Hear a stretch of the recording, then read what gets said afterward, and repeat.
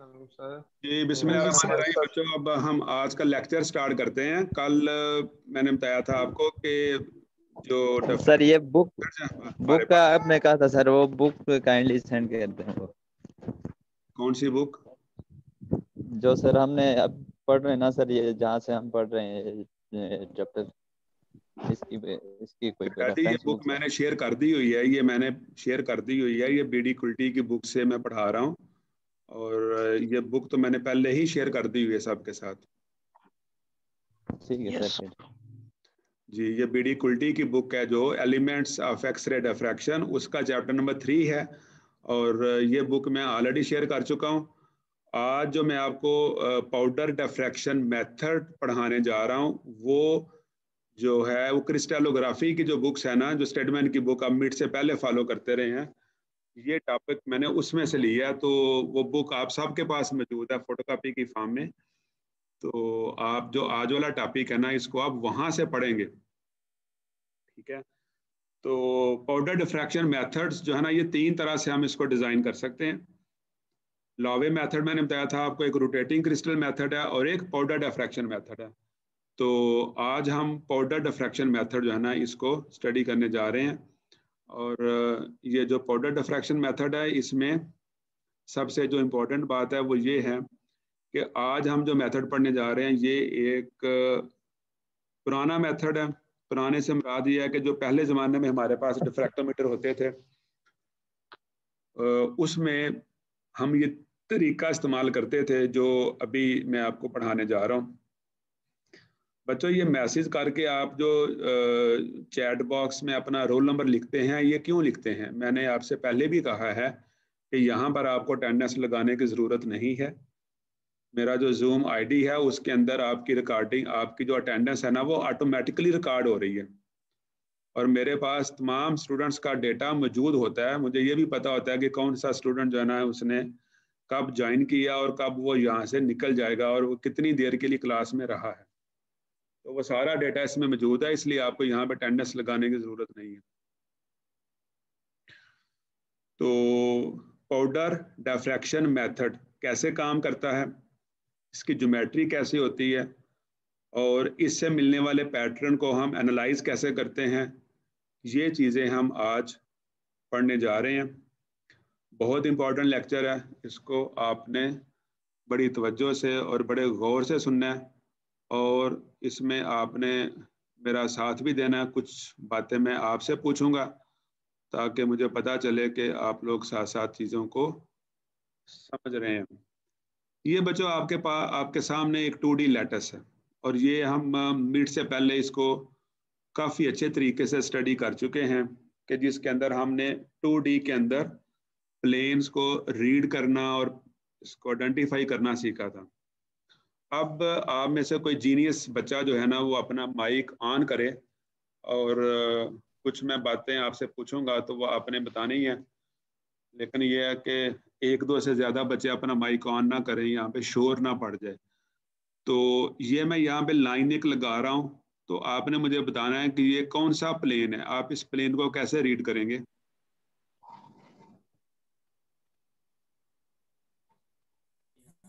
Zero 1 0।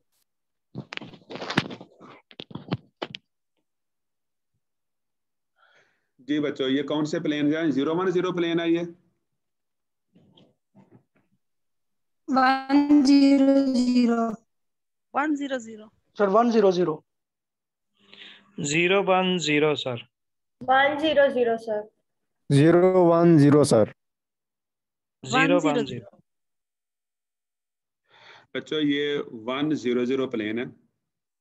1-0-0 plane है क्योंकि ये हम इस प्लेन को इस तरफ जाने के लिए हम एक्स एक्सिस की तरफ जा रहे हैं, यानी इधर से आपने ज़रा जब 1 यूनिट डिस्टेंस कवर की है तो उसके लिहाज से ये 1-0-0 प्लेन बनता है, ठीक है। जब हम इसके दूसरी डायरेक्शन में जाएंगे, फॉर एग्जांपल अब ये मैं लाइन यहाँ पे लगा रहा हूँ जो येलो कलर में है, तो ये कौन सा प्लेन होगा? 0-1-0 0-1-0 जी शाबाश। ये जो प्लेन है ना, ये 0-1-0 0-1-0 प्लेन होंगे, ठीक है। यस अच्छा, अगर मैं ये जो एटम्स है मैं इनको मिला दूँ, ये पॉइंट्स मिला रहा हूँ मैं ना ग्रीन कलर में, ये जो ग्रीन कलर में मैंने मिलाया, जरा इसको रीड करें, ये कौन सा प्लेन है? 110 110 जी, ये 110 प्लेन, ठीक है, ये 110 प्लेन है। तो अब आपने देख लिया कि इस 2D लैटिस में मैंने 3 different sets of plane draw किए हैं। इसमें रेड कलर में जो है वो 100 प्लेन है, जो येलो कलर में है वो 010 सेट ऑफ प्लेन है, और जो ग्रीन कलर में है वो 110 सेट ऑफ प्लेन है। तो हम देख सकते हैं कि हमारे सैंपल के अंदर, हमारे मटेरियल के अंदर बेयक वक़्त यानी साइमल्टेनियसली मुख्तलिफ सेट्स ऑफ प्लेन मौजूद होते हैं। इसमें 100 भी हो सकता है, 010 भी, और इसी तरह 110 भी मौजूद हो सकता है, ठीक है। और इन प्लेन्स के दरमियान जो फासला होता है, जिसको हम इंटर प्लेनर स्पेसिंग बोलते हैं, या इसको हम डी स्पेसिंग भी कह सकते हैं।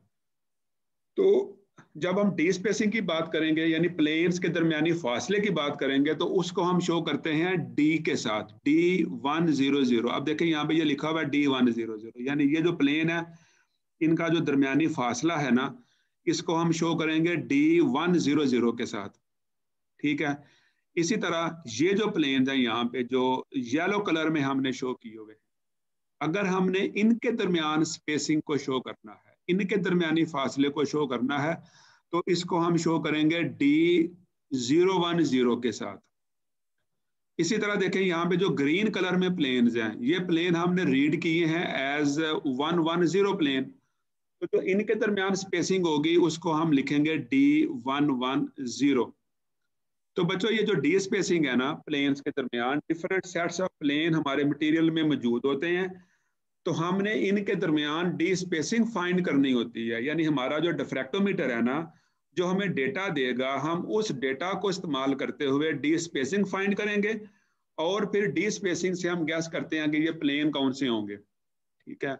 और वहां से फिर हम अपने मटेरियल के अंदर जो यूनिट सेल हैं उनके साइज और उनकी शेप्स को फाइंड करते हैं। वो सारा प्रोसेस हम आगे जाके इंशाल्लाह ताला करेंगे। तो इसी तरह जिस तरीके से ये वाला प्लेन हमने रीड किया है कि ये 110 प्लेन है, इसी तरह ये वाले प्लेन आपको नजर आ रहे हैं यहाँ पे।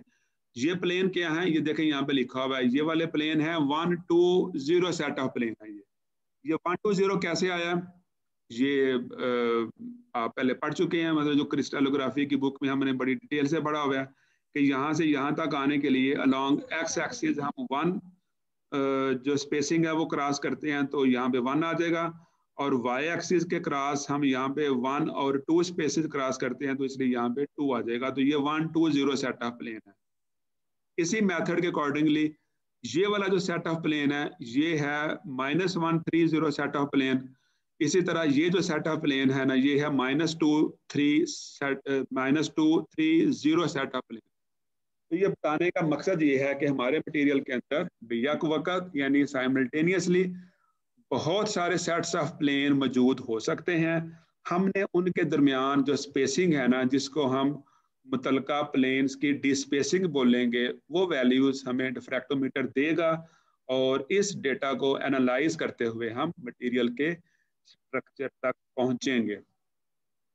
डी स्पेसिंग हम कैसे फाइंड करते हैं, इसका एक तो ये फार्मूला हम पिछले लेक्चर में देख चुके हैं, जिसको हम डी स्पेसिंग इक्वेशन बोलते हैं या प्लेन स्पेसिंग इक्वेशन बोलते हैं। ये जो अभी आपके सामने फार्मूला लिखा हुआ है, the spacing DHKL of the plane is, ये क्यूबिक सिस्टम के लिए फार्मूला है। यानी हमारे पास टोटल 7 क्रिस्टल सिस्टम्स होते हैं, और मैंने आपको बताया था कि हर सिस्टम के लिए ये इक्वेशन डिफरेंट होती है। तो जब हम क्यूबिक सिस्टम की बात करते हैं, क्यूबिक क्रिस्टल सिस्टम की बात करते हैं, तो उसके लिए डी स्पेसिंग इक्वेशन इस फॉर्म में लिखी जाती है जो अभी आपके सामने मौजूद है कि DHKL is equal to A/H² plus K² plus L² whole square root. तो इस फार्मूले की मदद से हम जो है ना डी स्पेसिंग फाइंड करेंगे। ये फार्मूला आप जहन में रखें, अभी आप इसको याद करें। तो इसको इस्तेमाल करते हुए हम मटेरियल के दरमियान जो है ना वो स्पेसिंग फाइंड करेंगे। अब देखें, ये अगर हमारे पास एक यूनिट सेल है, क्यूबिक यूनिट सेल, अभी आपके सामने इसकी जो शक्ल नजर आ रही है, इसमें एक इसकी जो साइड है ना उसकी लेंथ, जिसको हम लेटेस्ट कांस्टेंट बोलते हैं, वो भी साथ मेंशन है, लिखा हुआ है ये 1.2 नैनोमीटर है, यानी ए लेटेस्ट कांस्टेंट है। तो जब हम क्यूबिक सिस्टम की बात करते हैं तो हमें पता है कि क्यूबिक सिस्टम के अंदर ए, बी और सी तीनों बराबर होते हैं, यानी तीनों लेटेस्ट पैरामीटर्स बराबर होते हैं। तो अगर हमें ए का पता हो तो बी और सी भी उसके इक्वल ही होंगे। तो यहाँ पे हमारे पास फर्स्ट करें क्यूबिक यूनिट सेल है, और इस क्यूबिक यूनिट सेल में जो ए लेटेस्ट कांस्टेंट है ना उसकी वैल्यू 1.2 नैनोमीटर है। तो अगर हमने डी स्पेसिंग फाइंड करनी है तो डी स्पेसिंग के लिए पहले हम ये फाइंड करते हैं, फर्स्ट करें D100। तो D100 यानी DHKL का फार्मूला जो अभी मैंने आपको बताया था पिछली स्लाइड में, वो क्या लिखा हुआ था? कोई स्टूडेंट आप में से बोलेगा? DHKL is equal to A A over over H plus under K root square. H square plus K square plus L square. जी शाबाश, A over H square plus K square plus L square whole square root, ये बच्चों formula था। ठीक है, तो अब अगर हमने D100 फाइंड करना है, D100, तो ये उस फार्मूले में जरा वैल्यू पुट करें ना, ऊपर आएगा 1.2 नैनोमीटर और बटे के नीचे क्या आएगा? H square plus K square plus L square. तो ये एच स्क्वायर आपके पास लिखा हुआ है 100, यानी एच की वैल्यू 1 है, के की वैल्यू 0 है और एल की वैल्यू 0 है। तो what will be the answer? D100 किसके बराबर आएगा? 1.20 इतना ही, एक ही वैल्यू जैसे वही आ जाएगा 1.20 नैनोमीटर। ठीक है शाबाश, वो यही आएगा, 1.2 नैनोमीटर ही आएगा। अच्छा नीचे आ जाए, जब ये लिखा हुआ है D020 तो ये किसके इक्वल आएगा? जरा इसको जरा कैलकुलेट करें फटाफट, शाबाश अपने जहन में।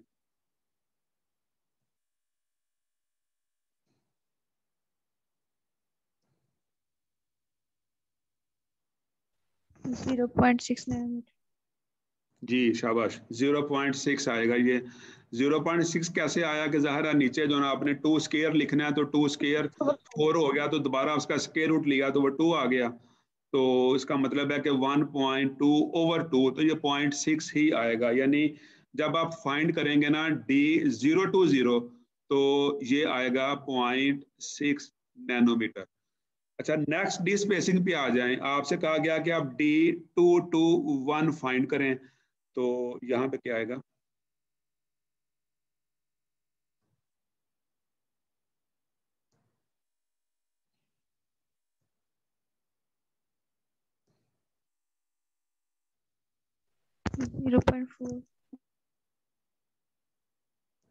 जी बच्चों 0.4 आ गया, गुड, 0.4 आ गया। सिंपल सी बात है, 0.4 कैसे आया कि नीचे आ रहा है 2 square plus 2 square plus 1 square, तो ये बनता है 9 का स्क्वायर रूट 3 आ गया, तो 1.2/3 करेंगे तो 0.4 आंसर आएगा इसका।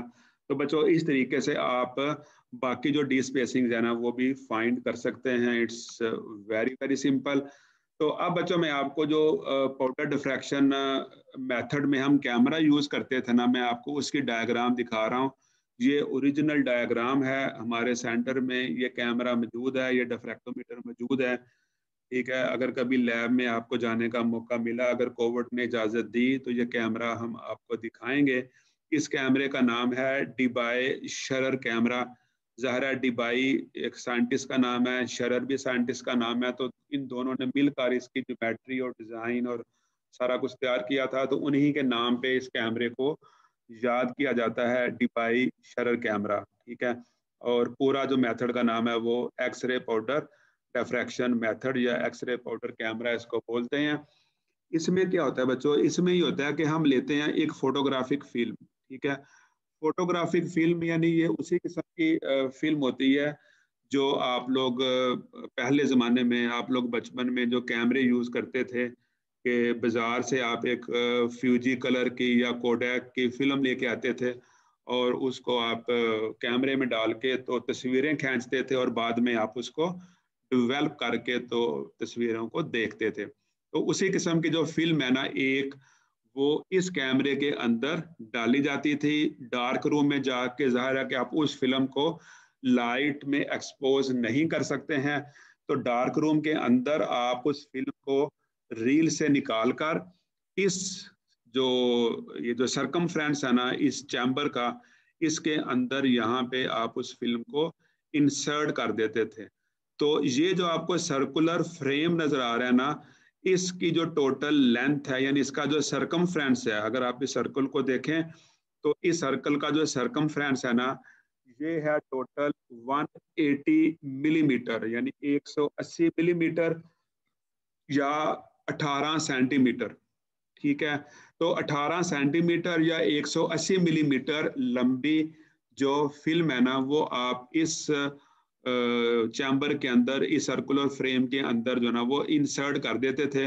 और उस फिल्म में ज़ाहिर है 2 सुराख होते हैं, एक यहाँ पर और एक यहाँ पे, ताकि यहाँ पे चूंकि ये ट्यूब्स हैं तो यहाँ से हम जो ना फिल्म को अच्छे तरीके से इस कैमरे के अंदर इंसर्ट कर सकें। और यहाँ पे क्लिप्स लगे होते हैं, उन क्लिप्स की मदद से जो ना फिल्म है ना इसको अच्छे तरीके से इसके अंदर चिपका दिया जाता था, चिपका दिया जाता था।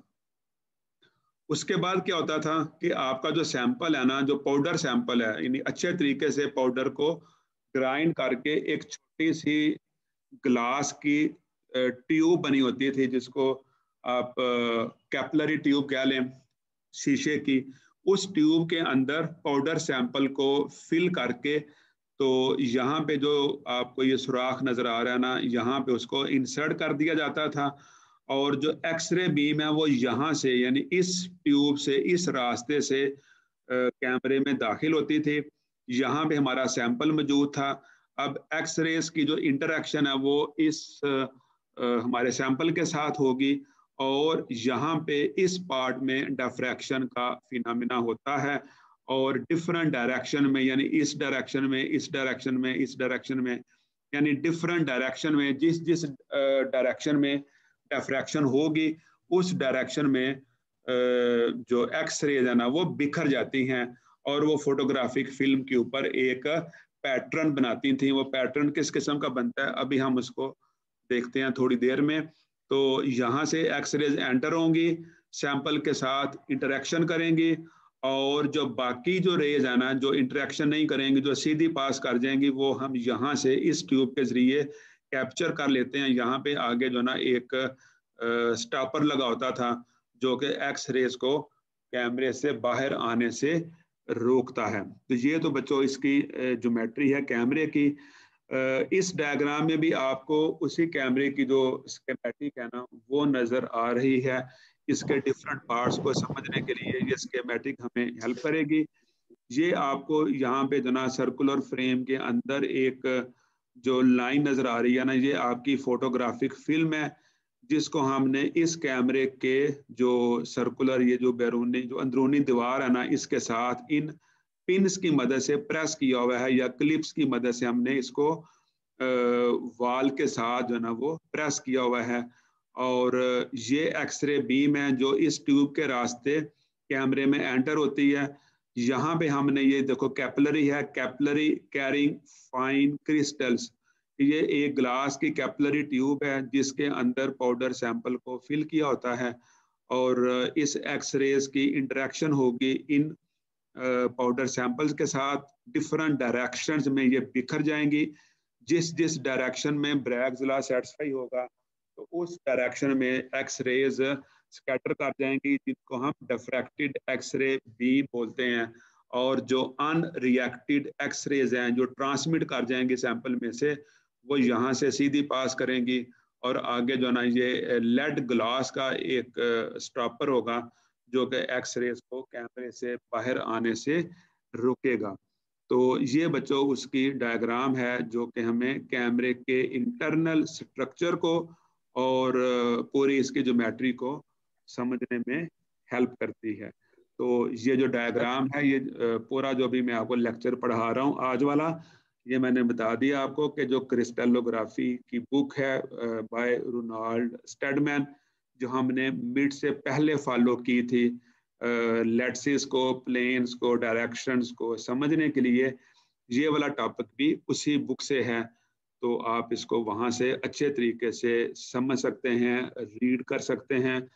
ये टॉपिक वहाँ बड़ी आसान लैंग्वेज में लिखा हुआ है। आप जो कुछ वहाँ पे लिखा हुआ है उसको पढ़ते जाएं और साथ साथ डायग्राम को गौर से देखते जाएं, तो हर चीज़ जो ना वो क्लियर होती जाएगी अगर आप इसको पूरा फोकस होके पढ़ने की और समझने की कोशिश करेंगे। अगर फिर भी कोई प्रॉब्लम रह जाए तो आप मुझसे पूछ सकते हैं। जी, अभी किसी बच्चे ने इशारा किया। सर ये जो हमारे पास रेस जा रही है फ्लोरेसेंट स्क्रीन को सेट करा के वापस नहीं आ सकती। हेलो जी जी, बोलें सवाल पूछें, हम कमल करें। सर जो हमारे पास रेस जा रही हैं, ये फ्लोरेसेंट स्क्रीन जो है जहाँ पे आपने कहा कि स्टॉपर है वहाँ पे जाके वो रुक जाते, तो वहाँ पे वो स्ट्राइक करने के बाद रिवर्स नहीं आ सकती हो? यहाँ से जाहिर है कि वो एक तो उनका जो स्टॉपर है ना, यहाँ पे हम एक ऐसा मटेरियल यूज़ करते हैं जो कि एक अच्छा एब्जॉर्बर होता है, यानी जो एक्स रेज को वहाँ पे वो एब्जॉर्ब कर लेगा, वो एक अच्छा एब्जॉर्बर होगा। ठीक है, तो अगर उसमें से थोड़ी बहुत इधर उधर स्कैटर हो जाती हैं तो वो इसी पार्ट में रहेंगी, वो यहाँ से बाहर नहीं आएंगी। Okay sir. सर कुछ एक्सरेज अब्जॉर्ब भी होंगी मटेरियल से क्या? बिल्कुल हो सकती हैं, मटेरियल के अंदर एक्सरेज अब्जॉर्ब हो सकती हैं, लेकिन फिर भी जो है ना वो डिफ्रैक्शन के लिए काफ़ी हमें डेटा वहाँ से मिल जाता है। ये चीज़ हम पहले पढ़ चुके हैं कि जब भी एक्सरेज की इंटरेक्शन होती है मटेरियल के साथ तो वहाँ पे बहुत सारे फिनोमेना साइमल्टेनियसली होते हैं, जिसमें से एक एब्जॉर्प्शन भी होती है। लेकिन हम अपने सेटअप को इस तरीके से डिज़ाइन करते हैं कि एब्जॉर्प्शन मिनिमम हो और डिफ्रैक्शन मैक्सिमम हो। तो एब्जॉर्प्शन होती है वहाँ पे, उसके चांसेस होते हैं, लेकिन इसके बावजूद भी हमें वहाँ से सफिशिएंट डेटा मिल जाता है जो कि हमें स्ट्रक्चर को एनालाइज करने के लिए काफ़ी होता है। तो बच्चों ये देखें, यही फिल्म आपको यहाँ पे इस पिक्चर में दोबारा नज़र आ रही है कि ये वो फोटोग्राफिक फिल्म है जो उस सर्कुलर चैम्बर के अंदर जो है ना इंसर्ट की जाती है। ये इंसिडेंट एक्सरे बीम है जो इस होल के ज़रिए चैम्बर में दाखिल होती है, और ये वो ग्लास की कैपिलरी ट्यूब है जिसके अंदर हमारा सैंपल पाउडर फॉर्म में मौजूद है। तो एक्सरे बीम की इंटरेक्शन होगी इन क्रिस्टल्स के साथ, और इंटरेक्शन के बाद डिफरेंट डायरेक्शन में डिफ्रैक्शन होगी। तो होगा क्या, रिजल्टेंटली जो ये कोन्स आपको नजर आ रही है ना, डिफ्रैक्शन के बाद इस किस्म की जो कोन्स है ना वो इस चैम्बर के अंदर बनती हैं। अब ये कोन जो ना ये कैसे बनती हैं कि एक ये जो मटेरियल है ना, जो एक यहाँ पे कोन बनी हुई है ना, एक कोन ये असल में वो एक्सरेज हैं जो किसी एक सेट ऑफ प्लेन से डिफ्रैक्ट होके आ रही हैं, वो एक कोन बनाएंगी। जो दूसरी कोन है यहाँ पे ये किसी दूसरे सेट ऑफ प्लेन की वजह से बनती है, जो तीसरी कोन है वो किसी तीसरे सेट ऑफ प्लेन की वजह से बनती है। ठीक है बच्चों, ये डिफरेंट एंगल पे जाहिर है कि ये वाला जो एंगल है इसमें अगर आप इन दो कोन्स को कंपेयर करें, मैं आपसे ये क्वेश्चन करता हूँ, जरा गौर से सुने मेरा सवाल और फिर मुझे इसका जवाब दें कि ये जो दो कोन्स हैं अगर हम इसको और इसको कंपेयर करें, ये हमारी कोन नंबर 1 है और ये वाली कोन नंबर 2 है। तो अब आप मुझे बताएं कि जो कोन नंबर 1 है उसका एंगल स्मॉलर है या कोन नंबर 2 का एंगल स्मॉलर है? सर कोन नंबर 1 का 2 तो सर स्मॉलर है। गुड, यानी कोन नंबर 1 जो है ना ये स्मॉलर एंगल, ये चूंकि हमने इसका इंटरनल एंगल जो है ना वो मेजर करना होता है, तो जो इंटरनल एंगल है कोन नंबर 1 का स्मॉलर है। जो कोन नंबर 2 है उसका एंगल इससे बड़ा है, कोन नंबर 3 का एंगल उससे बड़ा है, ये एंगल उससे बड़ा है। तो जैसे जैसे हम इधर को जा रहे हैं ना तो जो एंगल है ना वो बड़ा होता जा रहा है। ठीक है, जो एंगल ऑफ डिफ्रैक्शन है वो बड़ा होता जा रहा है। ठीक है, एक बात तो आप ये ध्यान में रखें। दूसरी बात अब देखें ना कि ये जो कोन यहाँ पे बनी है ना, इस कोन का ये जो ऊपर वाला पार्ट है जिसको आप इसका जो ना इसको चलें इसका सरकमफ्रेंस कह लें, इस सरकमफ्रेंस के ऊपर हर पॉइंट सेम एंगल बना रहा है इस जोन के साथ, चाहे आप यहाँ पे कोई पॉइंट ले लें, यहाँ पे पॉइंट ले लें, यहाँ पे पॉइंट ले लें, यहाँ पे पॉइंट ले लें, तो हर जो पॉइंट है ना वो इंटरनल एक्सिस के साथ यानी जोन के साथ है सेम एंगल बना रहा होता है। तो जाहिर है कि ये एक ही एंगल बना रहा है, यानी ये जहाँ पे आपको ये जितने एरोज नजर आ रहे हैं ना इस कोन के अंदर, वो सारे के सारे एक ही एंगल के ऊपर जो है ना डिफ्रैक्ट कर रहे हैं, यानी जो डिफ्रैक्टेड बीम है वो एक ही एंगल पे हमें हासिल होती है। अब अभी हमने 2-3 स्लाइड पीछे जो 2D लैटिसेस देखी हैं बच्चों, तो उसमें हमने डिफरेंट सेट्स ऑफ प्लेन देखे हैं। तो अब मेरा क्वेश्चन आपसे ये है कि वो जो डिफरेंट सेट्स ऑफ प्लेन्स हमने देखे हैं, तो क्या तमाम जो सेट्स ऑफ प्लेन्स हैं क्या उनकी डी स्पेसिंग सेम है? No sir. No sir. Good. उनकी डी स्पेसिंग डिफरेंट है। तो जब उनकी डी स्पेसिंग डिफरेंट है तो वहां से जो डिफ्रैक्शन होगी वो सेम एंगल पे होनी चाहिए या डिफरेंट एंगल पे होनी चाहिए? डिफरेंट होनी चाहिए। डिफरेंट एंगल पे सर। डिफरेंट एंगल पे होनी चाहिए। ये जो अभी मुझे एक मर्दाना आवाज आई है, ये कौन साहब थे? नुमान जी सर, नुमान जावेद जी। नुमान आप बताओ बेटा, ये आपने जवाब दिया है कि डिफरेंट एंगल पे होनी चाहिए। क्यों डिफरेंट एंगल पे होनी चाहिए? क्यों आपने ये जवाब दिया? सर बेसिकली जब हम प्लेन्स की बात करते हैं ना, सेम पैरेलल प्लेन्स की, तो उनमें डी स्पेसिंग सेम होती है, तो वहां से जो डिफ्रैक्शन होती है वो भी सेम होती है। बट यहाँ पर जो हमारे पास प्लेन्स हैं उनके में डी स्पेसिंग डिफरेंट है, जिसकी वजह से इसकी डिफ्रैक्शन जो है वो भी डिफरेंट होगी। ठीक है, सही है बात ये आपकी ना, लेकिन इसकी कोई मैथमेटिकल रीजनिंग कोई दे सकते हैं आप? किस रूल के तहत? सर ये भी कह सकते कि वो रैंडमली पड़े हुए हैं। और फेस का कोई डिफरेंस की वजह से पावर डिफरेंस जो आता है। सर जी वो कंस्ट्रक्टिव और डिस्ट्रक्टिव इंटरफेरेंस की बात है, वो हो रहा है। अच्छा यार ये देखो ना जरा, ये जो सारा काम यहाँ पे हो रहा है ना, ये हो रहा है इस फार्मूले के मुताबिक, जिसमें हम देखते हैं कि एन लैम्डा बराबर किसके होता है? ये सॉरी यार, ये कर्सर की मदद से लिखना जो ना बड़ा मुश्किल है, तो ये ऐसे ही लिखा जाता है। यहाँ क्या होता है ये फार्मूला? 2d sin theta।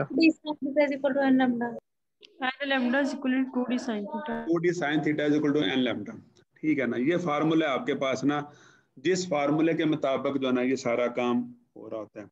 अब आप इस फार्मूले को जरा गौर से देखें। इस फार्मूले में हमारे पास 3 पैरामीटर्स हैं, एक वेवलेंथ है, एक इसमें डी स्पेसिंग है और एक इसमें थीटा है। अच्छा ये तो हमने वैल्यू कर दिया फिक्स, लैम्डा तो फिक्स हो गया यहाँ पे ना, ये तो कांस्टेंट हम यूज कर रहे हैं यहाँ पे इस मेथड में। अब यहाँ पे ज़ाहिर डी अगर डिफरेंट होगा, यानी डी स्पेसिंग डिफरेंट है, आप डी की एक वैल्यू पुट करेंगे, you will gate 1 value of theta. अगर आप डी की डिफरेंट वैल्यू पुट करेंगे, you will get different value of theta. ठीक है ना बात बच्चों? जी सर।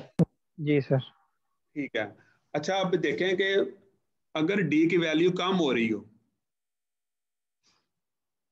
तो थीटा की वैल्यू कम होनी चाहिए, बढ़नी चाहिए? कम होनी चाहिए। डी की वैल्यू डी की वैल्यू कम हो रही हो तो थीटा की वैल्यू बढ़ेगी। क्यों बढ़ेगी सर? वो अगर इधर आए तो इनवर्स है।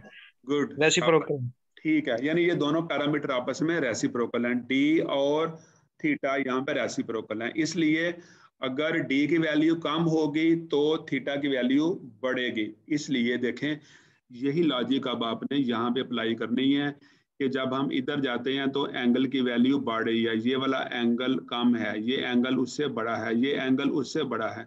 तो जब एंगल बढ़ा है तो उसका मतलब है डी की वैल्यू कम हो रही है। इसका मतलब ये हुआ कि ये वाली जो रिफ्लेक्शन है ना, ये वाली जो कोण बनती है ना, ये ऐसे प्लेन की वजह से बनती है जिसमें डी स्पेसिंग मैक्सिमम है।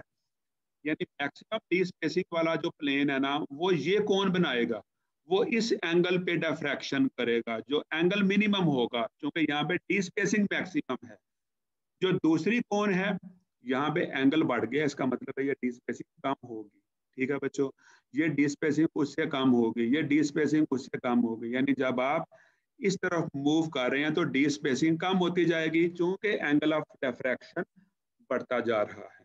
तो ये बात मेरा ख्याल है कि आपको समझ आ जानी चाहिए और आ गई होगी, इसमें कोई मुश्किल बात नहीं है।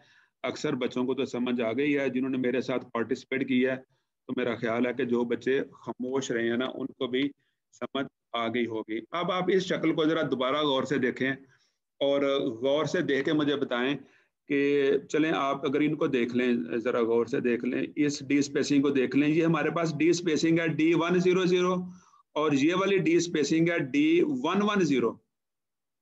ठीक है, अगर हम इन दो डी स्पेसिंग्स को कंपेयर करें, D100 को और D110 को, अगर हम इन दो को कंपेयर करें तो आपका क्या ख्याल है, सबसे ज्यादा कौन सी है और इन दोनों में से कम कौन सी है?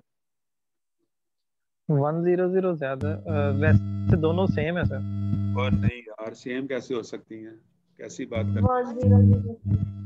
100 ज्यादा है। 100 ज्यादा होगी, जो 110 है ये कम होगी, और ये जो नीचे वाली है D120 ये उससे कम होगी। तो ये देखने में भी नजर आ रहा है। तो ये बात आप याद रखें कि बच्चों जब हम क्यूबिक सिस्टम की बात करते हैं ना, तो क्यूबिक सिस्टम में जो डी स्पेसिंग होती है ना 100 वो मैक्सिमम होती है। ठीक है, क्यूबिक सिस्टम में 100 डी स्पेसिंग मैक्सिमम होती है, 110 उससे कम होती है, 111 उससे भी कम होती है, मतलब ये इस तरीके से ना कम होती जाती है। तो ये जो डी स्पेसिंग है ना 100 ये मैक्सिमम होती है। ठीक है, क्यूबिक सिस्टम के अंदर, मैं क्यूबिक सिस्टम की बात कर रहा हूँ, क्यूबिक सिस्टम के अंदर 100 डी स्पेसिंग मैक्सिमम होती है।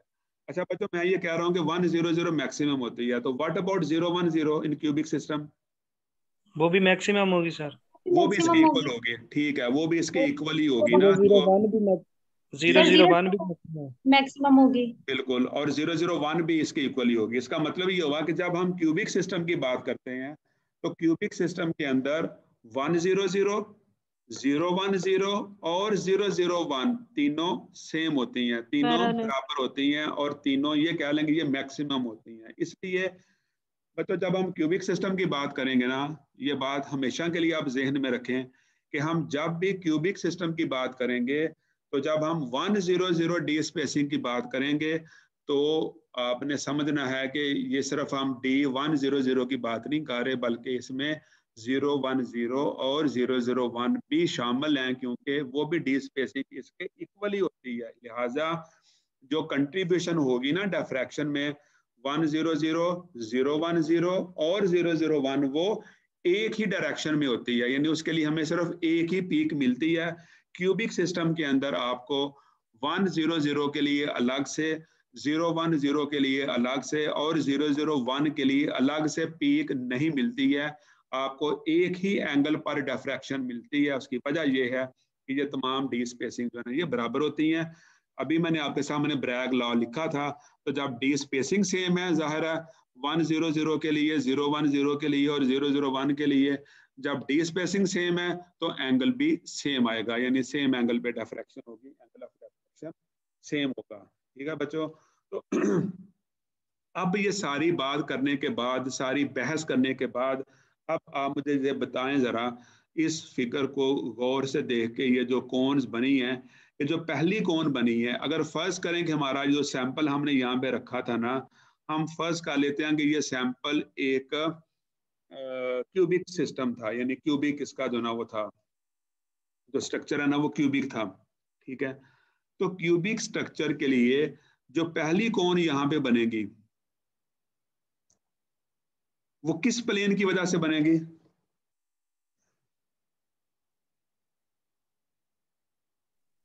के 100 की वजह से बनेगी। शाबाश। क्यों?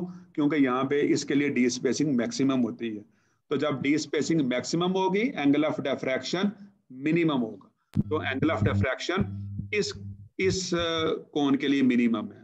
ठीक है, तो जो दूसरी कोण यहाँ पे बनेगी, दूसरी कोण यहाँ पे बनती है 1 1 0 के लिए, जो तीसरी कोण है वो बनती है 1 1 1 के लिए। इसी तरह फिर हम आगे जाते हैं, जो यहाँ पे चौथी कोण है वो बनती है 2 0 0 के लिए, यानी जैसे जैसे वो डी स्पेसिंग कम होती जाएगी वैसे वैसे एंगल ऑफ डिफ्रैक्शन बढ़ता जाएगा।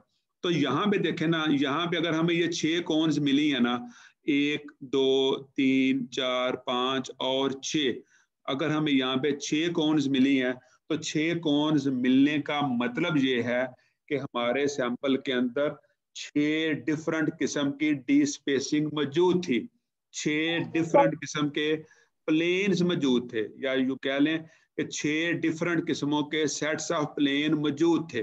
तो जितने सेट्स ऑफ प्लेन हमारे सैंपल के अंदर मौजूद होंगे उतनी ज्यादा कोन्स हमें यहाँ पे मिलेंगी।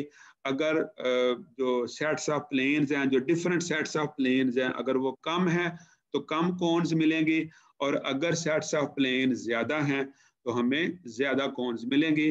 आमतौर पर बच्चों ये होता है कि हम अपने एक्सपेरिमेंट को इस तरीके से डिजाइन किया जाता है, डिफ्रैक्टोमीटर को इस तरीके से डिजाइन किया जाता है कि हमें आम तौर पर जो है ना 5 7 10 12 जो है ना डिफरेंट कोन्स मिल जाती हैं, यानी इतनी हमें पीक्स मिल जाती हैं। तो अगर हमें किसी मटेरियल से 5 7 या 10 12 कोन्स मिल जाएं या 10 12 पीक्स मिल जाएं तो वो हमारे लिए काफ़ी होती हैं, हमारे पास काफ़ी डेटा होता है कि हम उस डेटा को एनालाइज करके अपने मटेरियल के यूनिट सेल का साइज और शेप फाइंड कर सकते हैं और उसका क्रिस्टल स्ट्रक्चर बता सकते हैं। तो ये बच्चों देखें, जब हम उस फिल्म को ओपन करेंगे, ठीक है, जब ये कोन बन गई हैं, यानी ये जो सारी कोन जाना ये इस फिल्म के अंदर बन गई हैं, और जब आप इस फिल्म को निकालेंगे, यहाँ से निकालने के बाद आप इसको डेवलप करेंगे, तो डेवलप करने के बाद जब इसके ऊपर पैटर्न बनेंगे ना, वो पैटर्न आपको यहाँ पे नजर आ रहे हैं इस फोटोग्राफिक फिल्म के ऊपर। जी नुमान, क्वेश्चन है आपका? जी सर। सर ये पिछली स्लाइड की है, इधर से पूछ लो यार। सर यहाँ पर हमने बात की है 6 डिफरेंट हमारे पास सेट ऑफ प्लेन्स हैं जी। सर अगर ये मतलब सेम सेट ऑफ प्लेन्स हो तो उस वक्त फिर हमारे पास क्या एक ही कोन आएगी?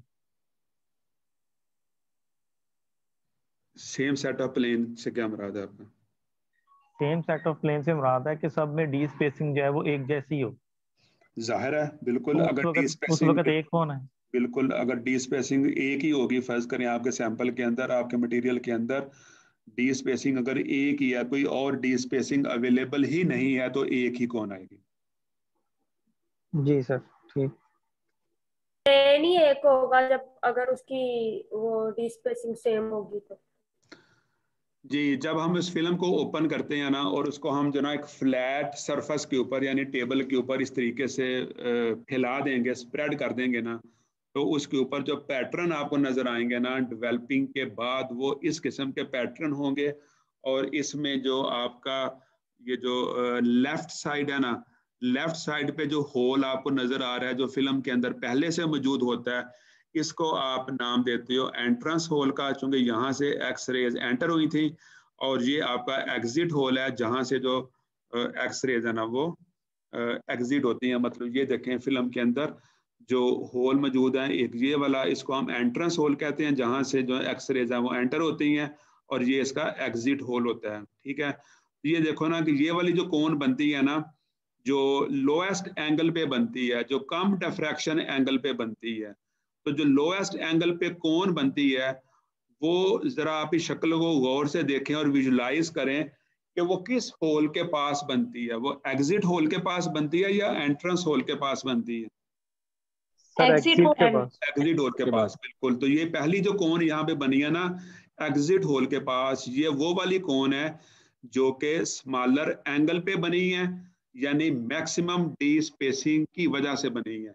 तो मैक्सिमम डी स्पेसिंग की हमने बात कर ली कि जब हम क्यूबिक सिस्टम की बात करते हैं तो क्यूबिक सिस्टम के अंदर मैक्सिमम जो डी स्पेसिंग है ना वो 100 सेट ऑफ प्लेन में होती है। तो इसलिए हमें ये पता चल गया, हम ये गैस कर लेंगे कि ये वाली जो कोन है ना, ये वाली जो लाइन हमें मिलती है ना, ये लाइन असल में शो करती है 100 प्लेन को। जो अगली लाइन है क्यूबिक सिस्टम के अंदर, यानी सिंपल क्यूबिक सिस्टम के अंदर अगली लाइन शो करती है 110 प्लेन को। जो उससे अगली लाइन है ये 111 को शो करती है। जो उससे अगली है ना, ये शो करती है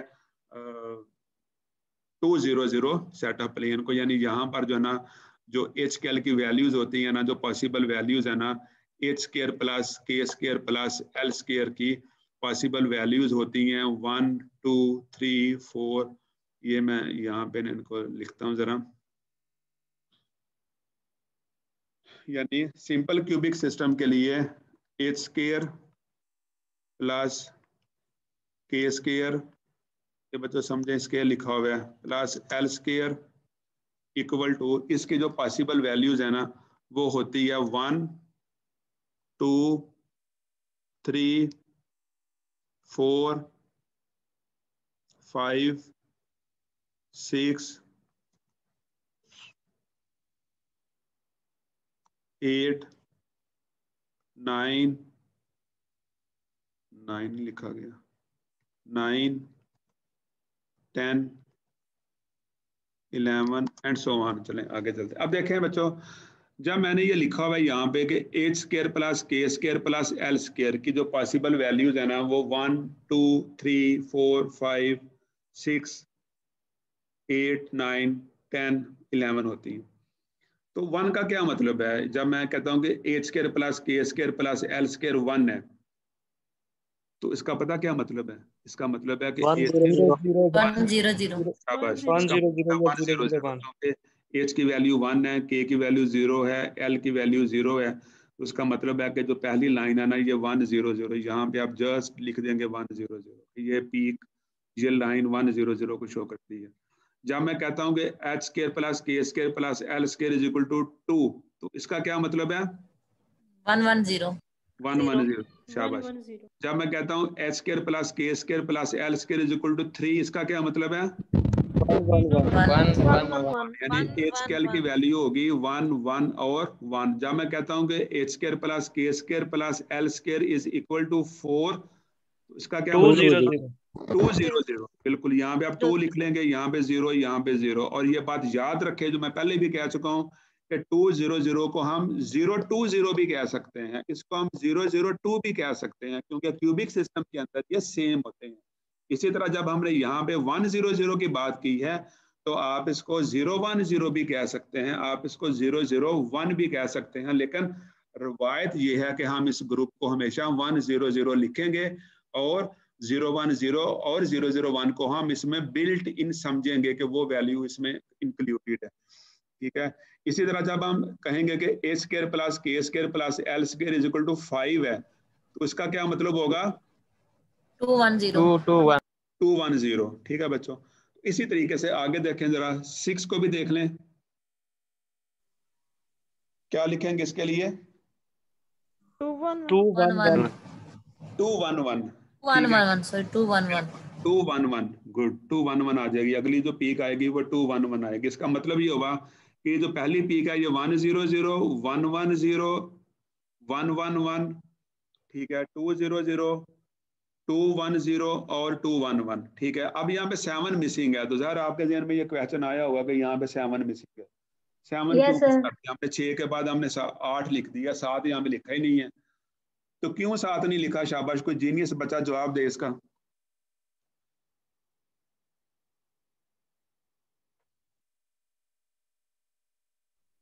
सर किसी प्लेन में नहीं आ रहा, मेरे ख्याल में कोई भी नहीं इसका बन रहा। क्योंकि स्केयर में वैल्यू है इसलिए सर जी नहीं उसका बनता कॉम्बिनेशन 7 का। सर ये दरमियान में आ गया प्लेन के, यानी मिड वाला प्लेन आ गया, पैरेलल हो गया। नहीं, अब देखा ना, इसका आंसर सिंपल से आपको यहाँ से निकाल लेना चाहिए ना, कि असल में जब हम ये कहते हैं कि एच के एल, ये सारे जब हमने ये 1 2 3 4 5 6 लिखा, तो ये सारे क्या हैं? ये एच के और एल के कम्बिनेशन हैं, यानी होल नंबर के कम्बिनेशन हैं। तो ज़रा ये एच के एल क्या है? ये एच के एल बेसिकली होल नंबर्स होते हैं। तो तीन होल नंबर्स का कोई ऐसा सेट हमारे पास नहीं है, तीन होल नंबर्स का कोई ऐसा कॉम्बिनेशन पॉसिबल नहीं है कि जब हम उसके स्केयर्स लेके ऐड करें तो आंसर 7 आए। मेरी बात समझ गए? जी सर। जब हमने 8 लिखा है ना, जाहिर है 6 के बाद हमने 8 लिखा है ना, तो 6 के लिए तो हमने इसको क्या लिया था ना कि ये 2 1 1 है, यानी एच की वैल्यू 2 लिखें, के की वैल्यू 1 लिखें, एल की वैल्यू 1 लिखें, तो आंसर आता है 6। जब हम 8 के इक्वल इसको रखेंगे तो इसका मतलब है कि ये एच के एल की वैल्यूज होंगी 2 2 0, यानी 2 square plus 2 square plus 0 square, तो आंसर 8 आएगा ना सर। जी सर। 7 का कोई ऐसा कॉम्बिनेशन पॉसिबल नहीं है, यानी कोई हमारे पास तीन होल नंबर ऐसे नहीं है, कोई तीन होल नंबर ऐसे नहीं है कि जिनके स्केयर्स लेके उनको ऐड किया जाए तो आंसर 7 आ जाए। सर ये 8 का दोबारा बता दीजिए यार किसी बच्चे को समझ आई आप में से जो मैं कह रहा हूँ? जी सर। समझ आ जिसको समझ आई गया जरा वो बताए, जरा मैं पंच पी लूं, जरा शाबाश बोलें।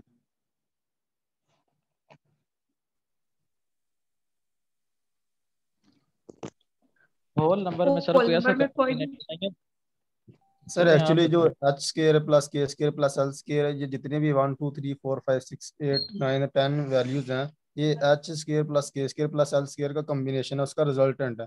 7 की कोई भी इस तरह उसका कॉम्बिनेशन नहीं बनता। जिस तरह हम सपोज दैट हम एच की वैल्यू 2 ले लें, 2 का स्क्वायर 4 बन जाएगा, और के ले ले 1 ले लें, उसका स्क्वायर 1 बन जाएगा, और एल का स्क्वायर भी अगर 2 ले लें तो उसका स्क्वायर भी 4 बन जाएगा, 4 + 4 8 हो जाएगा, उसका प्लस 1 करें तो 9 हो जाएगा। यानी ऐसा कोई भी कॉम्बिनेशन नहीं बनता जो 7 के इक्वल हो, इसलिए यहाँ पर 7 नहीं लिखा आप। बस यही बात है, सादा से यही बात है कि कोई हमारे पास तीन होल नंबर्स ऐसे नहीं हैं कि जिनके स्केयर्स लेके हम उनको ऐड करें तो आंसर 7 आए, इसलिए यहाँ पे जो ना 7 को हम नहीं लिख सकते। यानी ए square plus K square plus L square के साथ हमारे पास कोई ऐसे मिलर इंडिसेस जो ना वो एग्जिस्ट नहीं करते कि जिनके स्केयर्स का एडिशन करने के बाद आंसर जो ना वो 7 आए। तो वेरी सिंपल बात है। अब मैं आगे चलता हूँ। सर मैंने एक सिंपल सी बात पूछनी थी सर। इस ना इंस्ट्रूमेंट में आपने ना बताया कि हम पाउडर फॉर्म में सैंपल लेते हैं। सर क्या हम किसी, जिस तरह हमारे पास शुगर होती है, अगर हम उसका एक सिंपल दाना ले लें और उसे इंस्ट्रूमेंट में रख लें, उसका एक्सरे के साथ डिफ्रैक्शन करवाएं पैटर्न, तो उसका स्ट्रक्चर बन नहीं जाएगी फिल्म पे? बिल्कुल बन जाएगा, बिल्कुल बन जाएगा। पाउडर जो है ना, पाउडर फॉर्म में भी ये जो हम डिफ्रैक्टोमीटर पढ़ रहे हैं ना, इसकी खूबी ये है कि आजकल हमारे पास जो मशीनें आ रही हैं ना, वो इतनी लेटेस्ट हैं, वो एडवांस टेक्नोलॉजी के साथ आ रही हैं कि पहले ज़माने में ये होता था कि हमें जो है ना वो डिफरेंट मटेरियल्स के लिए डिफरेंट डिफ्रैक्टोमीटर या डिफरेंट कम से कम सैंपल होल्डर यूज़ करने पड़ते थे। पाउडर सैंपल के लिए डिफरेंट, और थिन फिल्म्स के लिए डिफरेंट, और बल्क सैंपल के लिए डिफरेंट। लेकिन आजकल जो डिफ्रैक्टोमीटर आ रहे हैं उसमें ये चीज़ मैटर नहीं करती कि आपका जो सैंपल है वो पाउडर फॉर्म में है या थिन फिल्म फॉर्म में या बल्क फॉर्म में है। किसी भी फॉर्म में आपका सैंपल है, आप उसको एनालाइज कर सकते हैं। Thank you sir. जी बच्चों, तो ये देखें कि ये जो अभी हम ये पढ़ रहे थे कि जो हमारे पास पैटर्न बनता है ना, ये वही पैटर्न है, यहाँ पे ये दोबारा बनाया गया। ठीक है, तो ये वही कोन जो हमें यहाँ पे नज़र आ रही है, ये हमारे पास कह लें कि इंसिडेंट बीम थी जो उस चैम्बर के अंदर दाखिल होती है, और यहाँ से कहीं से डिफ्रैक्शन होती है, और डिफ्रैक्शन के बाद उसमें चूँकि डी स्पेसिंग 6 किस्म की अवेलेबल थी, तो उसके अकॉर्डिंगली यहाँ पे जो ना वो 6 कोन्स बन गई। और पहली कोन हमने देखा, जो पहली कोन यहाँ पे बनेगी वो 100 की वजह से बनेगी, और ये देखें यहाँ पे ये लिखा हुआ है 100 कि ये जो कोन बनी है ये 100 सेट ऑफ प्लेन की वजह से बनी है। जो दूसरी कोन है वो 110 सेट ऑफ प्लेन से बनी है। जो तीसरी कोन है वो 111 सेट ऑफ प्लेन से बनी है। फिर आगे जो है ना ये 2, तो फिर आगे 210, और फिर आगे ये 211। और जब आप इनके स्केयर्स लेके उनको ऐड करते हैं तो आंसर वही आता है 1 2 3 4 5 और 6। तो इस तरीके से अगर हमारे सैंपल के अंदर 6 डिफरेंट किस्म के सेट्स ऑफ प्लेन मौजूद हैं तो हमें 6 कोन्स मिलेंगी। और जो पहली कोन का एंगल है, यहाँ पे जो 2 थीटा एंगल है ना, वो देखें उसने दिया हुआ है, जो पहली कोन का एंगल है वो 45.8 डिग्री है। अब ये एंगल आया कैसे है वो अभी हम देखते हैं थोड़ी देर के बाद कि ये 45.8 डिग्री हमने कैसे नोट किया है एंगल इसका। ठीक है, जो अगली कोन है यहाँ पे, इसका जो एंगल है ना वो है 66.7 डिग्री, और जो उससे अगली कोन है इसका एंगल है ये 84.7 डिग्री। जो अगली कोन है उसका एंगल है 102 डिग्री, और साथ उनके जो मुतलका प्लेन्स हैं वो भी लिखे हुए हैं कि ये 100 प्लेन है, ये 110 प्लेन है, और ये 111 प्लेन की वजह से यहाँ पे कोन बनती है। और ये जो एंगल ऑफ डिफ्रैक्शन है ना, यहाँ पे ये देखें 2 थीटा लिखा हुआ है, और ये बात मैं आपको पहले बता चुका हूँ कि जो एंगल ऑफ डिफ्रैक्शन होता है जिसको हम डिफ्रैक्शन एंगल बोलते हैं, ये हमेशा हम 2 थीटा में लेते हैं, क्योंकि जो बीम का एक्चुअल पाथ है, ये देखें ना, ये बीम का एक्चुअल पाथ था, तो बीम के एक्चुअल पाथ में और जिस डायरेक्शन में बीम डिफ्रैक्ट होती है उसके दरमियान जो एंगल बनता है वो 2 थीटा होता है। और इसलिए मैंने आपको बताया था कि XRD पैटर्न्स के अंदर एक्स एक्सिस के ऊपर हम हमेशा जो एंगल है ना वो 2 थीटा की फॉर्म में लिखते हैं। तो 2 थीटा एंगल क्या होता है कि इंसिडेंट एंगल और जो एंगल ऑफ डिफ्रैक्शन है उनके दरमियान जो एंगल बनता है वो हमेशा 2 थीटा होता है। ठीक है बच्चों, क्लियर है बात यहाँ तक? जी सर। अच्छा, आप देखें यहाँ पे हमने क्या किया है, यहाँ भी ये किया है कि यहाँ से हमने जो ना जो 6 यहाँ पे कोन्स बनी है ना, हमने उनके जो ना वो 2 थीटा एंगल्स नोट कर लिए। यानी पहला एंगल नोट किया 45.8, फिर ये 66.7, फिर ये 84.7। ये एंगल्स नोट करके ना यहाँ पे हमने एक टेबल बना लिया, ये कॉलम यहाँ पे बना लिया। ये देखो 2 थीटा एंगल लिखा हुआ है, 45.8 पहला एंगल, फिर 66.7, फिर 84.7, फिर 102 डिग्री। ये एंगल यहाँ पे ना 2 थीटा लिखे हुए हैं, और साथ उनके जो करस्पॉन्डिंग प्लेन है ना वो भी हमने यहाँ पे लिखे हुए हैं, क्योंकि हमें पहले से पता है कि हम जो ना क्यूबिक सिस्टम से डील कर रहे हैं। अब बच्चों नेक्स्ट यहाँ पे क्या करना है कि 2 थीटा को जरा ना थीटा में कन्वर्ट करें, यानी अगर आगे एक कॉलम और बना लें आप खुद, और 2 थीटा को थीटा में कन्वर्ट करें। 2 थीटा को थीटा में कैसे कन्वर्ट करेंगे कि आप इन तमाम वैल्यूज को 2 पे डिवाइड कर देंगे, तो you will get the value of theta.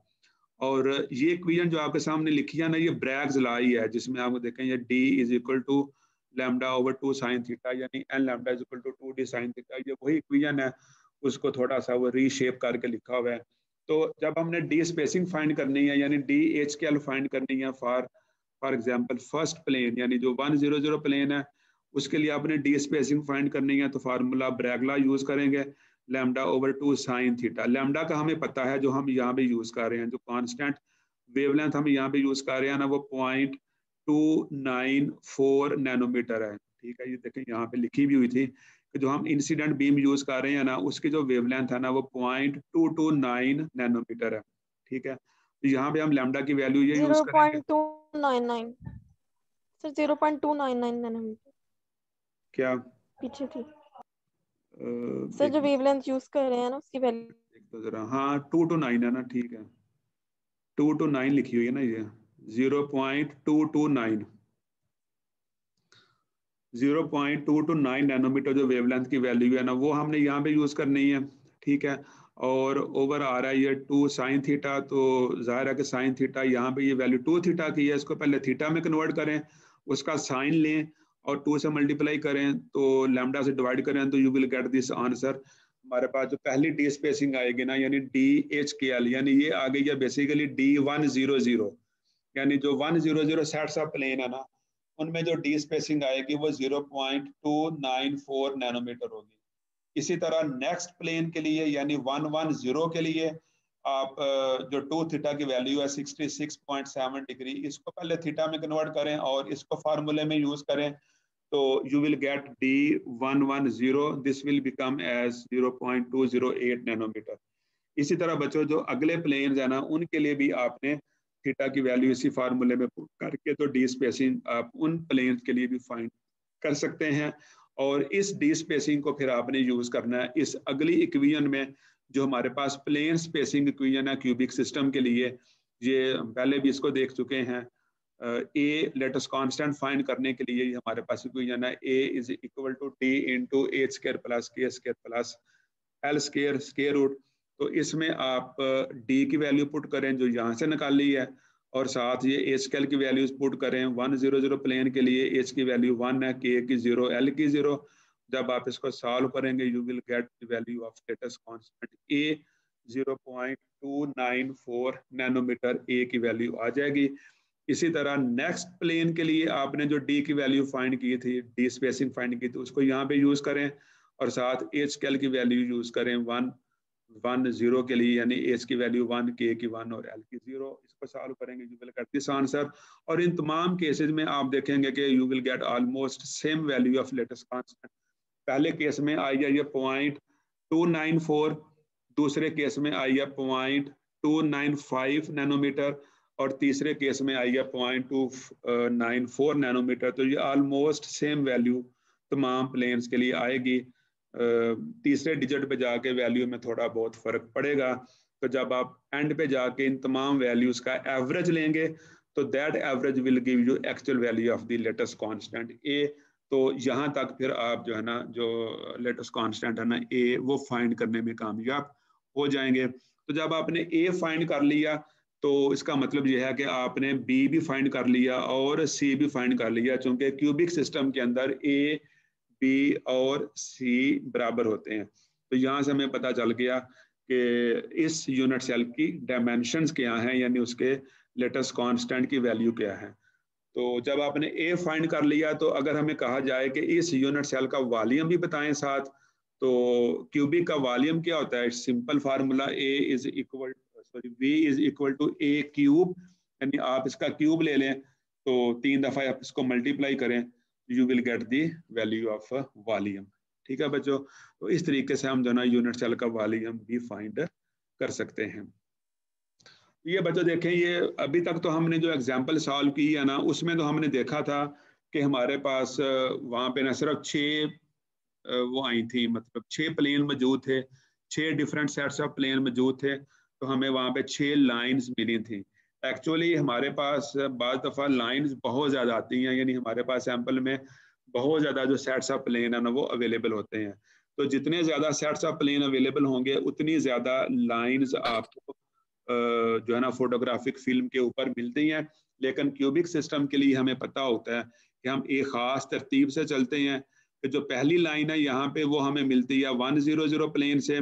ठीक है, और ये 1 0 0 क्या है? बेसिकली यहाँ पे H square plus K square plus L square की वैल्यू 1 होती है। ठीक है, दूसरी जो हमें लाइन मिलती है वो 1 1 0 प्लेन से मिलती है, जो तीसरी मिलती है वो 1 1 1 से मिलती है, जो चौथी मिलती है वो 2 0 0 से मिलती है।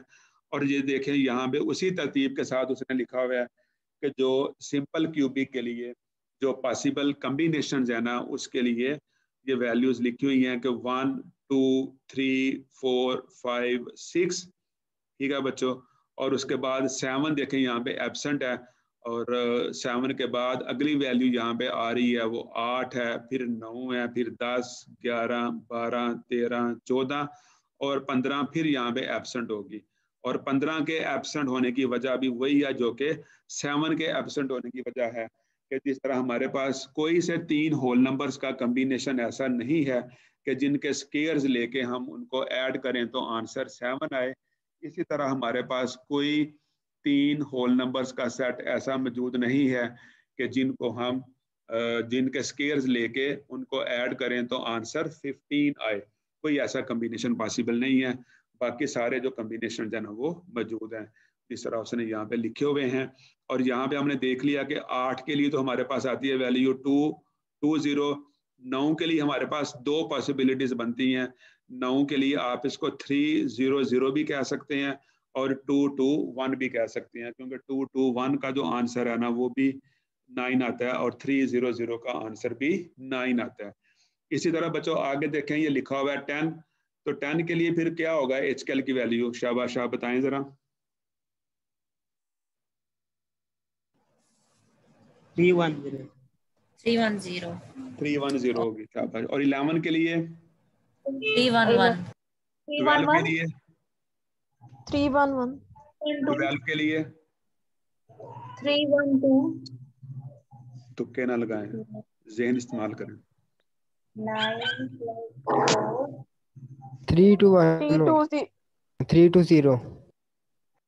320 9 और 4 12 होता है। 311 सर 222 आएगा। 222 आएगा, ठीक है, ये 222 आएगा, ठीक है।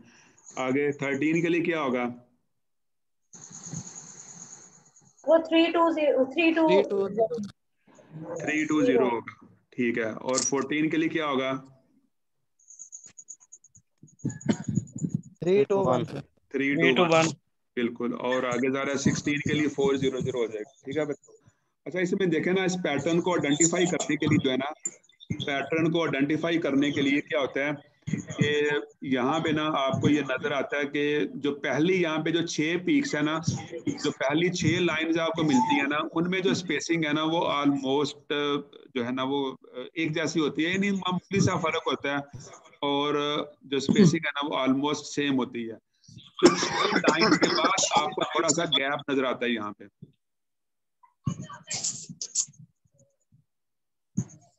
जी सर नजर देखें जरा कि 6 लाइंस के बाद आपको यहाँ पे गैप नजर आ रहा है, यानी जो पहली 6 लाइंस हैं उसके बाद आपको गैप नजर आता है। तो ये जो गैप है ना, ये भी निशानी है इस बात की कि आप इस पैटर्न को देख के बता सकते हैं कि ये किसी सिंपल क्यूबिक मटेरियल का पैटर्न है।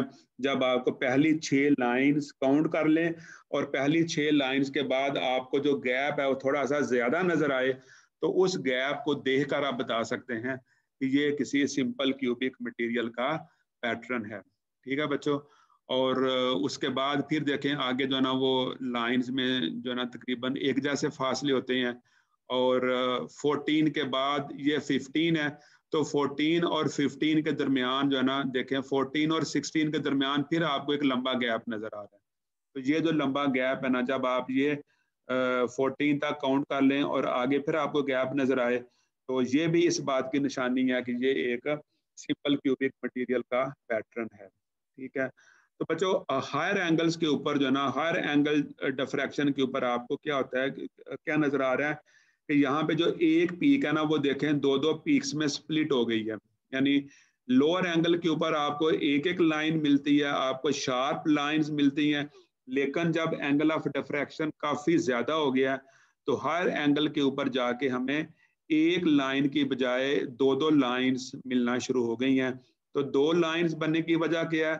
2 लाइंस बनने की वजह ये है कि हम जो करेक्टरिस्टिक एक्सरे यहाँ पे यूज करते हैं, हम हमेशा बात करते हैं कि हम कॉपर के अल्फा यूज करते हैं, या हम कोबाल्ट के अल्फा यूज करते हैं, या हम आयरन के अल्फा यूज करते हैं। लेकिन बच्चों पहले चैप्टर में हम ये बात पढ़ चुके हैं कि के अल्फा जो है ना वो आगे फर्दर डिवाइडेड होता है के अल्फा 1 और के अल्फा 2 में, ठीक है। और के अल्फा 1 क्यों बनती है और के अल्फा 2 हमें क्यों मिलता है, जो कैरेक्टरिस्टिक लाइंस हैं, इसके रीजन हम पहले पढ़ चुके हैं। और इनमें वेवलेंथ में मामूली सा फर्क होता है। जैसे देखें यहाँ पे ये लिखा हुआ है ना कि कोबाल्ट के अल्फा 1 की जो वेवलेंथ है ना ये होती है 0.17889 नैनोमीटर, जबकि कोबाल्ट के अल्फा 2 की जो वेवलेंथ है ना ये होती है 0.17928 नैनोमीटर, यानी इसमें थोड़ा सा फर्क होता है। तो इस थोड़े से फर्क की वजह से यानी कोबाल्ट के अल्फा 1 और के अल्फा 2 दोनों जो है ना अपना काम दिखाते हैं हर एंगल के ऊपर। तो हमें एक लाइन की बजाय यहाँ पे 2-2 लाइंस नजर आती हैं। तो लोअर एंगल के ऊपर जो ना वो एक ही लाइन नजर आती है, यूँ समझें कि दोनों लाइन जो है ना वो एक दूसरे के ऊपर ओवरलैप किया होता है, तो हमें एक लाइन ही नजर आती है। लेकिन हायर एंगल के ऊपर जाकर कोबाल्ट के अल्फा 1 हमें अलग से लाइन देता है और कोबाल्ट के अल्फा 2 हमें अलग से लाइन देता है। लेकिन ये जो दोनों लाइंस का ग्रुप है ना इसको बोलते हैं डबलेट, और ये डबलेट बेसिकली एक ही प्लेन को शो करता है। यानी हम ये नहीं कहेंगे कि यहाँ पे जो 2 लाइनें हैं जो करीब करीब मौजूद हैं ये 2 प्लेन्स की वजह से हैं, नहीं, ये एक ही प्लेन की वजह से दोनों लाइनें यहाँ पे बनती हैं। और 2 लाइंस बनने की वजह के अल्फा 1 अलहदा से लाइन बना रहा है और के अल्फा 2 अलहदा से लाइन बना रहा है। ये इसकी मेन वजह होती है। सर फिर ऐसा भी नहीं पॉसिबल कि ट्रिपलेट भी हो? उसमें यह है कि चांसेस हो सकते हैं बाज़ दफ़ा, लेकिन उसमें जो है ना के अल्फ़ा 2 और के अल्फ़ा 3 की जो लाइंस है ना वो ओवरलैप्ड होती है, इसलिए वहाँ पे जो ना वो एक ही हमें लाइन नज़र आती है, वो दो अलग अलग लाइंस नज़र नहीं आती। लेकिन अगर आप कोई बहुत ज़्यादा कोई हाईली एक्यूरेट ऑपरेटर्स इस्तेमाल करें तो वहाँ पे मे भी आपको जो तीसरी लाइन है ना वो भी अलहदा से मिल जाए। लेकिन सर इसका कोई मेन ट्रिक डिस्टिंग्विश करने का कि ये डबलेट नहीं है, ये अलग प्लेन है, कोई है ऐसी बात? लोअर एंगल पर देखें, अगर तो आपको ना डबलेट फर्ज करें मिलता है ना लोअर एंगल के ऊपर, तो उसको आप डबलेट नहीं कहेंगे, उसको आपको समझना पड़ेगा कि लोअर एंगल के ऊपर अगर दो लाइंस हैं, चाहे वो करीब करीब हैं, तो हमें ये पता होता है कि ये जो लाइंस है ना ये अलग अलग प्लेन की वजह से आएंगी, ये डबलेट नहीं होगा। लेकिन हायर एंगल के ऊपर ये तकरीबन बात शोर शाट होती है कि ये डबलेट है, ये अलग अलग प्लेन की वजह से नहीं आ रही। ठीक है बच्चों, लेकिन हमारे लिए ना असल में ये परेशानी का बायस इसलिए नहीं बनती कि ये देखें यहाँ पे ये पीक्स बहुत ज़्यादा हैं। तो जैसे मैंने आपसे शुरू में कहा था कि इतनी ज़्यादा पीक्स या इतनी ज़्यादा लाइंस की हमें ज़रूरत नहीं होती है, क्योंकि देखें सारे काम का असल मकसद क्या है। हमारे इस सारे काम का असल मकसद तो ये है कि हमने अपने मटेरियल का क्रिस्टल स्ट्रक्चर फाइंड करना है। तो वो क्रिस्टल स्ट्रक्चर फाइंड करने के लिए अगर हम जो पहली 5-7 पीक्स है ना सिर्फ उन्हीं का डेटा लेके उन्हीं को एनालाइज करके बाकी लाइंस को अगर हम इग्नोर भी कर देंगे ना, तो पहली जो 5-7 लाइंस है ना हम उन्हीं को इवेल्युएट करके तो मटेरियल का क्रिस्टल स्ट्रक्चर बता सकते हैं। इसलिए बाकी जो लाइंस हैं उनको हम नाम ही देखें तो इसमें कोई मजाका नहीं है।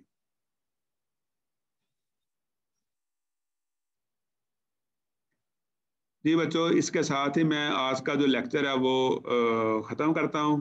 इंशाल्लाह ताला जो अगला लेक्चर है ना, अगला लेक्चर इंशाल्लाह ताला अगले वीक में होगा। सर तो सर